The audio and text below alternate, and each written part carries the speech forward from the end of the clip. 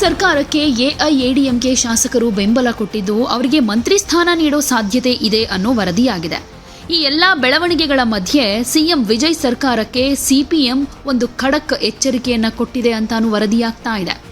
ತಮಿಳುನಾಡು ವಿಧಾನಸಭೆಯ ವಿಶ್ವಾಸ ಮತಯಾಚನೆಯ ವೇಳೆ ಸಿವಿ ಷಣ್ಮುಗಂ ಮತ್ತು ಎಸ್ಪಿ ವೇಲುಮಣಿ ನೇತೃತ್ವದಲ್ಲಿ ಎಐಎಡಿಎಂಕೆಯ 25 ಶಾಸಕರು ಟಿವಿಕೆ ಸರ್ಕಾರಕ್ಕೆ ಬೆಂಬಲ ಕೊಟ್ಟಿದ್ರು.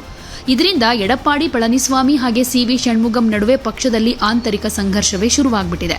ಹಾಗೆ ಇನ್ನೊಂದು ಕಡೆ ಟಿವಿಕೆಯನ್ನ ಬೆಂಬಲಿಸಿದ ಎಐಎಡಿಎಂಕೆ ಬಣಕ್ಕೆ ಮಂತ್ರಿ ಸ್ಥಾನ ನೀಡಲಾಗ್ತಾ ಇದೆ ಅನ್ನೋ ವದಂತಿಗಳು ಹಬ್ತಾ ಇದೆ. ಇನ್ ಕೇಸ್ ಟಿವಿಕೆ ಪಕ್ಷ ಎಐಎಡಿಎಂಕೆಯ ಒಂದು ಬಣವನ್ನ ಸೇರಿಸಿಕೊಂಡು ಸರ್ಕಾರ ರಚನೆ ಮಾಡೋ ನಿರ್ಧಾರಕ್ಕೇನಾದ್ರೂ ಬಂದ್ರೆ ನಾವು ಖಂಡಿತವಾಗ್ಲೂ ನಮ್ಮ ನಿರ್ಧಾರವನ್ನ ಮರುಪರಿಶೀಲನೆ ಮಾಡ್ತೀವಿ ಅಂತ ಸಿಪಿಎಂ ಸ್ಪಷ್ಟಪಡಿಸಿದೆಯಂತೆ. ತಿರುತ್ತರೈಪುಂಡಿಯಲ್ಲಿ ಸಿಪಿಎಂ ರಾಜ್ಯ ಕಾರ್ಯದರ್ಶಿ ಪಿ ಷಣ್ಮುಗಂ ಸುದ್ದಿಗಾರರ ಜೊತೆ ಇದ್ರ ಬಗ್ಗೆ ಮಾತಾಡಿದ್ದಾರೆ. ತಮಿಳುನಾಡಿನಲ್ಲಿ ಜನರಿಂದ ಆಯ್ಕೆಯಾದ ಸರ್ಕಾರ ರಚನೆಯಾಗಬೇಕು ಅನ್ನೋ ಉದ್ದೇಶದಿಂದ ಎಡಪಕ್ಷಗಳು ಹಾಗೆ ವಿಸಿಕೆ ಪಕ್ಷಗಳು ಟಿವಿಕೆಗೆ ಹೊರಗಡೆಯಿಂದ ಬೆಂಬಲ ಕೊಟ್ಟಿವೆ. ಅದರಂತೆ ಟಿವಿಕೆ ಸರ್ಕಾರ ರಚನೆಯಾಗಿದೆ. ಇಂತಹ ಸಂದರ್ಭದಲ್ಲಿ ಎಐಎಡಿಎಂಕೆ ನಾಯಕರನ್ನ ಸಂಪುಟಕ್ಕೆ ಸೇರಿಸಿಕೊಂಡ್ರೆ ಅದು ಜನರ ತೀರ್ಪಿಗೆ ವಿರುದ್ಧವಾಗಿರುತ್ತೆ. ಹಾಗೇನಾದ್ರೂ ಆದರೆ ಟಿವಿಕೆ ಸರ್ಕಾರಕ್ಕೆ ಕೊಟ್ಟ ಬೆಂಬಲದ ಬಗ್ಗೆ ಮತ್ತೆ ನಾವು ಯೋಚನೆ ಮಾಡ್ತೀವಿ ಅಂತ ತಿಳಿಸಿದ್ದಾರೆ. ಜನರು ಎಐಎಡಿಎಂಕೆ ಮತ್ತು ಡಿಎಂಕೆ ವಿರುದ್ಧ ಮತ ಹಾಕಿದ್ದಾರೆ. ಹೀಗಿರುವಾಗ ಎಐಎಡಿಎಂಕೆಯನ್ನ ಸಂಪುಟಕ್ಕೆ ಸೇರಿಸಿಕೊಳ್ಳೋದು ಜನರ ತೀರ್ಪಿಗೆ ವಿರುದ್ಧವಾಗಿರುತ್ತೆ. ಒಳ್ಳೆ ಆಡಳಿತ ಕೊಡ್ತೀನಿ ಅನ್ನೋ ಮಾತಿಗೆ ಇದು ವಿರುದ್ಧವಾಗಿಬಿಡತ್ತೆ.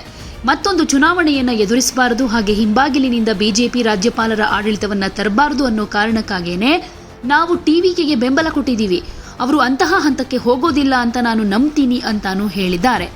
ಸೊ ಇವರ ಹೇಳಿಕೆಯ ನಂತರ ಸಿಎಂ ವಿಜಯ್ ಯಾವ ತೀರ್ಮಾನಕ್ಕೆ ಬರ್ತಾರೆ, ಏನಾದರೂ ರಿಯಾಕ್ಟ್ ಮಾಡ್ತಾರಾ ಅಥವಾ ಎಐಎಡಿಎಂಕೆ ಶಾಸಕರನ್ನ ಸಂಪುಟಕ್ಕೆ ಸೇರಿಸಿಕೊಳ್ಳೋದ್ರ ಬಗ್ಗೆ ಯೋಚನೆ ಮಾಡ್ತಾರಾ ಅಥವಾ ಇಲ್ವಾ?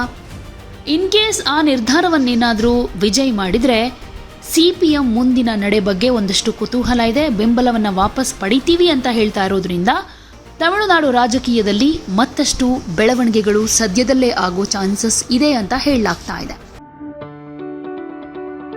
ಯಾವುದೇ ಸುದ್ದಿಯ ಅಪ್ಡೇಟ್ ಅನ್ನ ಮಿಸ್ ಮಾಡ್ಕೊಳ್ಬಾರ್ದು ಅಂದ್ರೆ ಈಗ್ಲೇ ಒನ್ ಇಂಡಿಯಾವನ್ನ ಸಬ್ಸ್ಕ್ರೈಬ್ ಮಾಡಿ. ನಿಮಗೆ ಬೇಕಾದ ಭಾಷೆಯಲ್ಲಿ ಎಲ್ಲಾ ಸುದ್ದಿ ತಿಳಿಬೇಕು ಅಂದ್ರೆ ಒನ್ ಇಂಡಿಯಾ ಆಪ್ ಅನ್ನ ಡೌನ್ಲೋಡ್ ಮಾಡ್ಕೊಳ್ಳಿ.